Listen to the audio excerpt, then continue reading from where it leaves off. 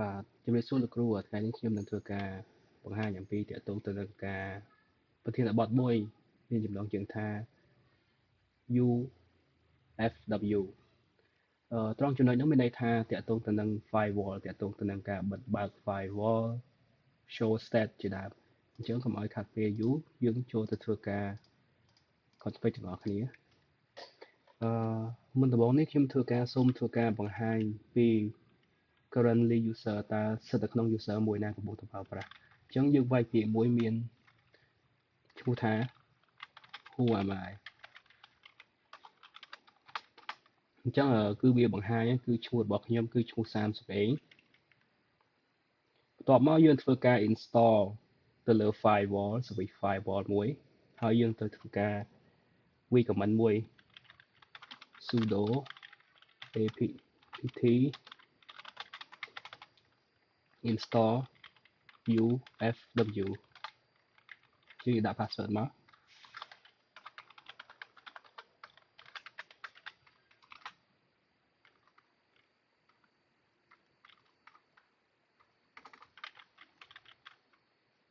បន្ទាប់មកយើងធ្វើការ enable បើក firewall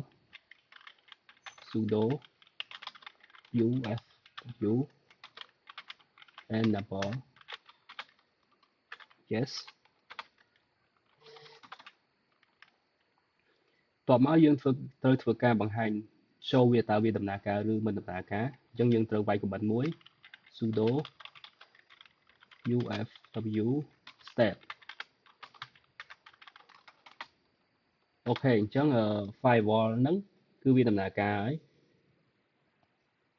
គឺវាដំណើរការវាដាក់ active port 22 ASA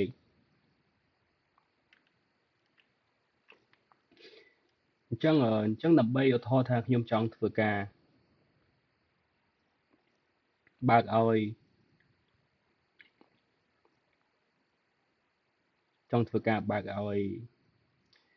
port 22 ASA នឹងដំណើរការគឺអញ្ចឹងខ្ញុំធ្វើការវាយ command មួយ sudo w allow 22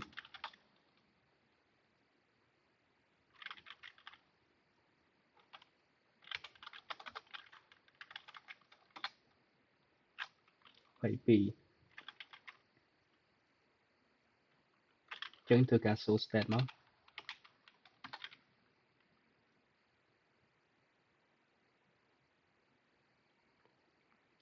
អញ្ចឹងខ្ញុំធ្វើការបើក port 443 HTTPS ហ្នឹងគឺឲ្យដំណើរការហើយ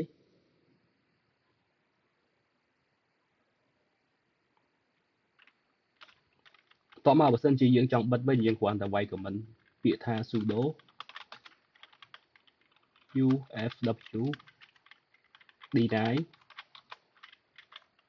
ដាក់ port 443វិញមកអញ្ចឹង check មើល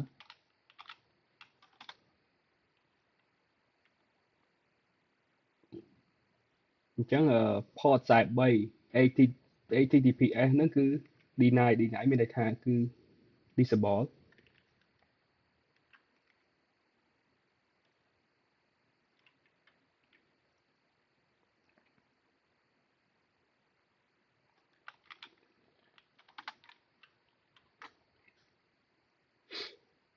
អញ្ចឹងដើម្បីបើកវាវិញគ្រាន់តែវាយពាក្យ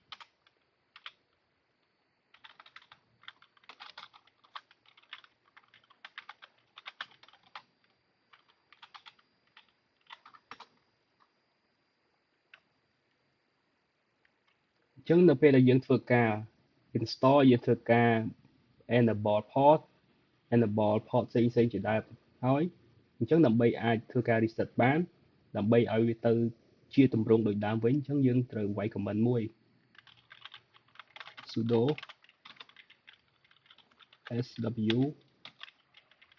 reset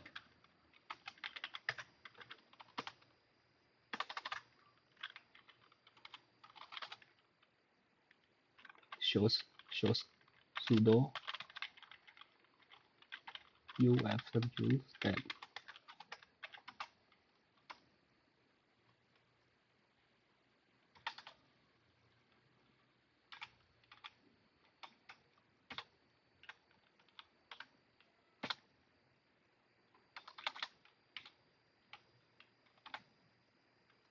អញ្ចឹងគឺយើងធ្វើការ reset ឲ្យវាទៅ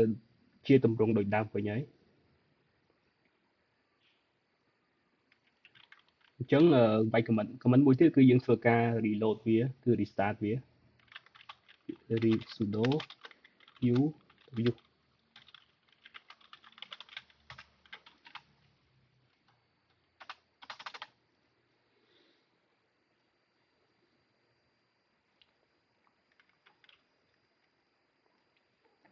ដូច្នេះទាំងអស់នេះគឺជាការ